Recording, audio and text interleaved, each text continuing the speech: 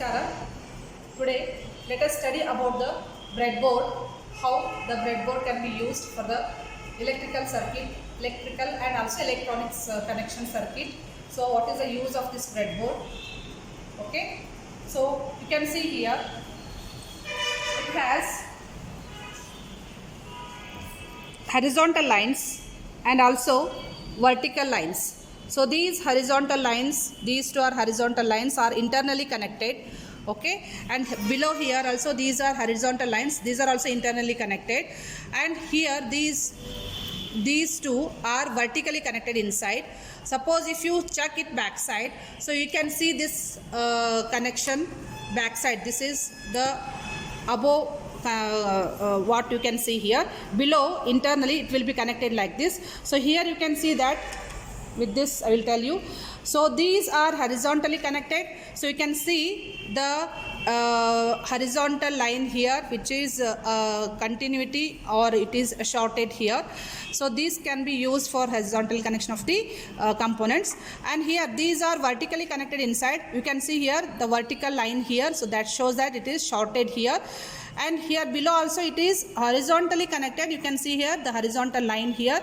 So there are totally, I think it is 840 points which you can use it either horizontally or vertically for doing the connection. So this is mainly used for the connection of the components, and you can also test the circuit. Suppose if the circuit is not working, then you can do the reconnection, remove the connection, again you can check for the circuit, and once you get the result correctly, then you can do the soldering afterwards. So this is the main help of using the breadboard. So for basic electrical and electronic circuits, how it works, so we are all using the breadboard for testing the circuit. Okay, one more thing you can see here. So there is a continuity till this point, and there is no connection between these two lines here. So these two lines are not connected. Suppose if you want to use this whole line continuously, then you can do the shorting here between these 2 points. So these two lines are here. So this is the above part, this is the below part. So similarly here also. So you can see that there is a continuity till this point. So there is no connection here. So suppose if you want to use these two lines continuously, then you can make use of a shorting between these 2 points. Then you can continuously make use of this whole line. Inside it will be short circuited. Okay, now let us study how the resistances are connected in series as well as and in parallel. Let us take 3 different resistances here, R1, R2, R3. How they are connected in series, that is taken here in the breadboard. You can find there are 3 resistances, one R1, R2, R3.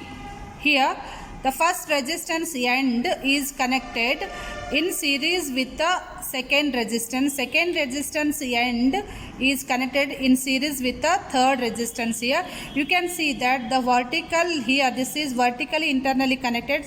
So these two will be connected, and here these two will be connected.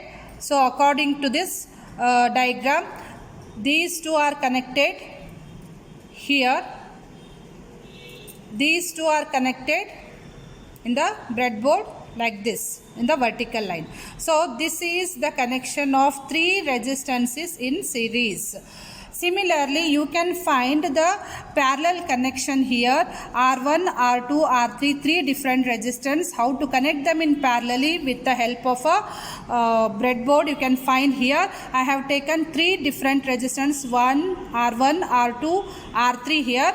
So all are connected in parallel. How we can see here?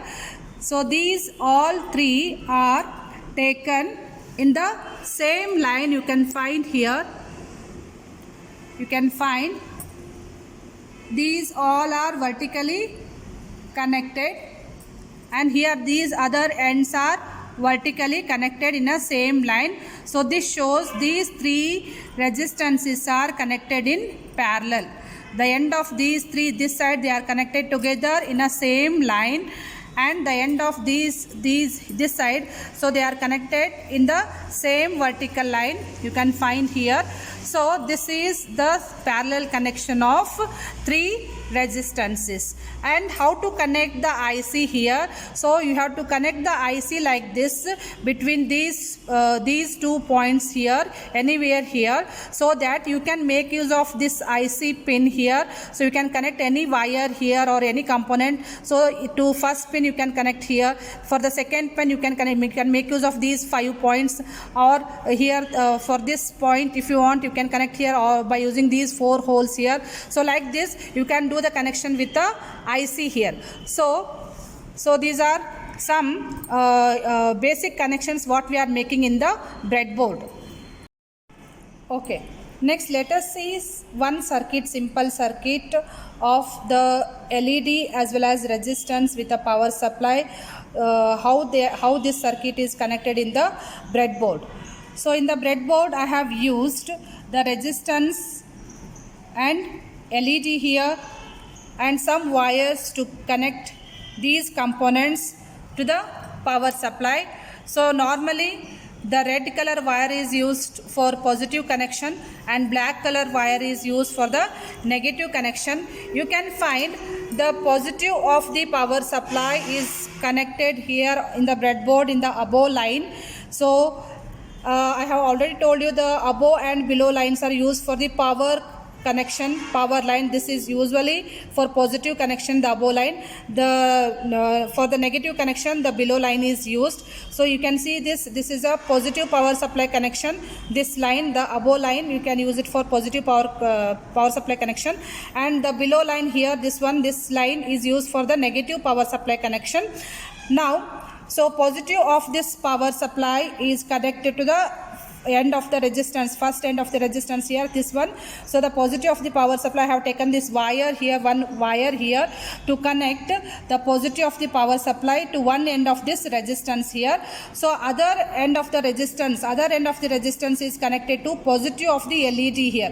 So LED positive here is connected, the other end of the resistance is connected to the LED positive here, and LED other end is connected to negative of the power supply. So other end of the LED you can find here. So other end of the LED is connected to the negative end of the power supply.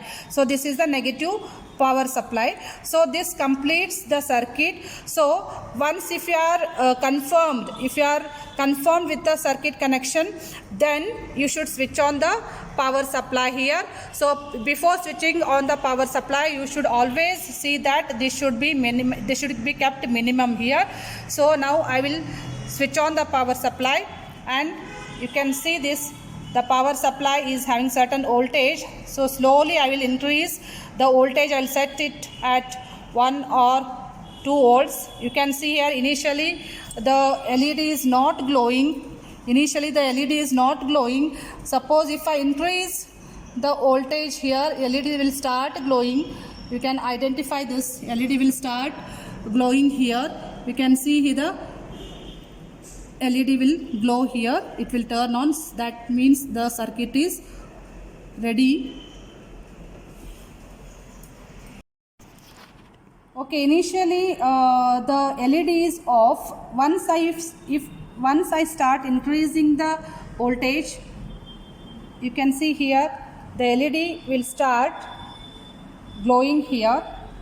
If I increase, it glows more. If I increase the voltage, it glows more. If I reduce the voltage, see here the LED will start, it will off once the voltage is reduced. Suppose now if I increase the voltage here, see here it is at 1 volt.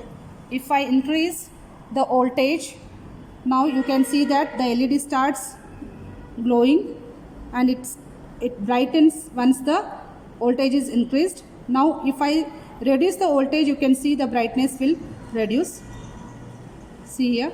So this is how the connection is made using LED resistor.